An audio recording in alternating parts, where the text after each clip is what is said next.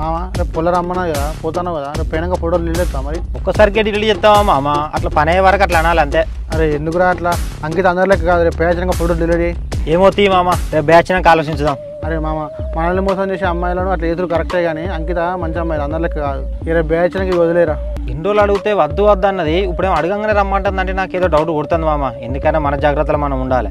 నువ్వు చెప్పింది కూడా నిజమేరా మరి ఏం చేద్దాం మామ రేపు పొద్దుగాల నువ్వు నాతో రా వాళ్ళ ఇంటి పక్కన షెడ్ కాడ నేను ఉంచుతా. కొంచెం తేడా వచ్చి ఎవరు నచ్చినట్టు అనిపించినా కూడా ఒక్క ఫోన్ చేయి. సరే మామ మన దోస్తానికి ఒకసారి పద్ధతి. బావా ఎట్లా బావా రేపు వాడి ఇంటికి వస్తే ఎట్లా చెప్పు నాకు భయం అవుతుంది బావా. నువ్వేం భయపడక అంకిత రేపు పొద్దుగాలనే వాడు రాకముందే వచ్చి మేము ఇంట్లో ఉంటాము.